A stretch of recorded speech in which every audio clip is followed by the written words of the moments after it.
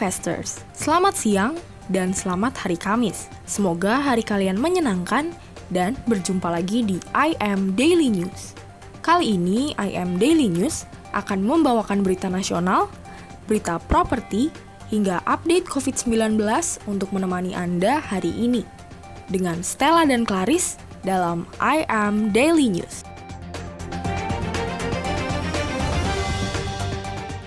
Berita yang pertama masih ada hubungannya dengan bencana alam yang terjadi di NTT. Badan Meteorologi, Klimatologi, dan Geofisika atau BMKG menyampaikan peringatan potensi gelombang tinggi dari laut mirip tsunami yang memasuki wilayah daratan NTT hingga Rabu 7 April 2021.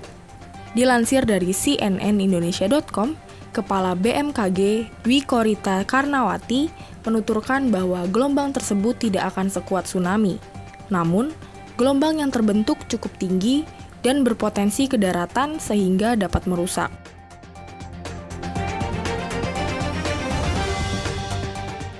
Dwi Korita menjelaskan bahwa kondisi ini bisa terjadi karena siklon tropis Roja masih berada di perairan sekitar NTT. Namun begitu, Dwi Korita menegaskan, siklon tropis Roja ini akan menjauh dari perairan NTT dan Indonesia dalam waktu dekat. Sebelumnya, banjir bandang yang melanda NTT pada Minggu 4 April menyebabkan 128 orang meninggal dunia dan 103 orang masih dalam pencarian.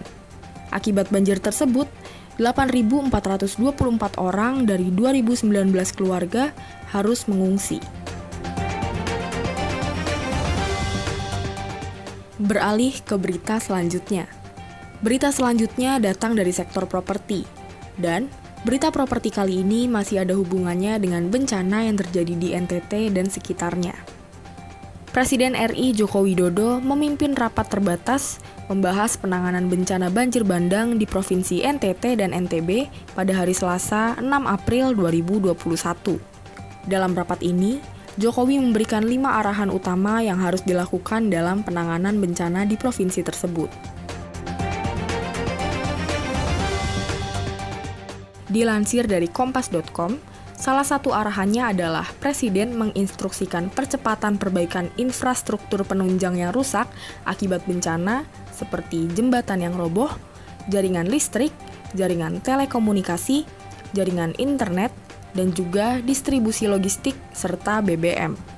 Selain itu, pemerintah akan memberikan bantuan senilai 10 juta hingga 50 juta rupiah untuk perbaikan rumah masyarakat terdampak banjir. Kepala BNPB Doni Monardo juga mengatakan bahwa BNPB akan membangun rumah-rumah yang rusak berat, sedang, dan ringan. Harapannya semoga bencana yang terjadi di sana cepat usai dan keadaan berangsur pulih dan bisa kembali seperti semula. Untuk berita selanjutnya akan dibawakan oleh rekan saya Claris dalam IM International News.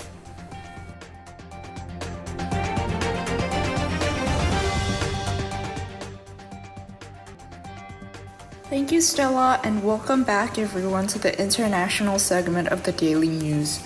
I'm your host today, and my name is Clarice. On Tuesday, 6th of April 2021, an earthquake of magnitude 4.7 occurred 101 kilometers northeast of Nagqi Prefecture in China, the German Research Center of Geosciences reported. The quake hit at a shallow depth of 10 kilometers beneath the epicenter of Nagqi Prefecture, Tibet, China, early morning on Wednesday, 7th April 2021 at 5:48 a.m. local time.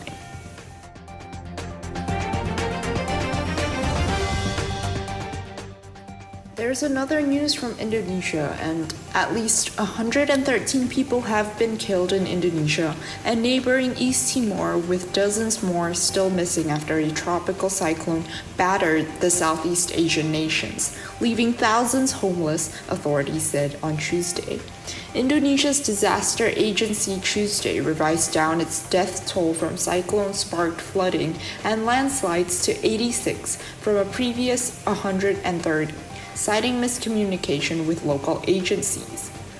There are 2 additional deaths in another region, bringing the confirmed toll in Indonesia to 86, while The number missing moved above 100. Another 27 have been officially listed as dead in East Timor. Rescuers in Indonesia were racing to find those still missing and using diggers to clear mountains of debris left in the wake of tropical cyclone Saroja.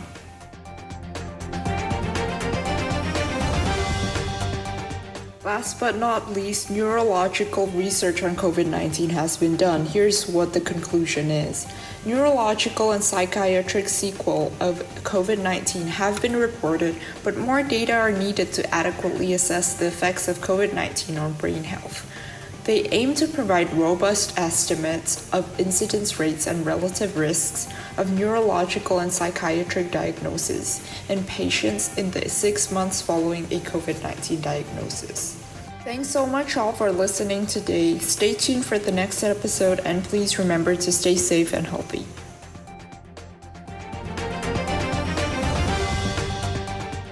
Kasus positif COVID-19 bertambah 4.549 orang pada Rabu 7 April 2021. Dengan demikian, total kasus positif di Indonesia secara kumulatif mencapai 1.542.516 kasus. Berdasarkan data dari covid19.go.id, dari jumlah tersebut, sebanyak 4.296 orang sembuh per hari ini. Sehingga, secara akumulatif, 1.385.973 orang telah dinyatakan sembuh. Sementara itu, kasus aktif atau pasien yang masih dalam perawatan maupun isolasi mandiri sebanyak 114.566 orang. Sehingga, jika diakumulasikan, kasus aktif di Indonesia saat ini hanya tersisa 7,4% dan sebanyak 89,9% orang telah sembuh dari total kasus keseluruhan.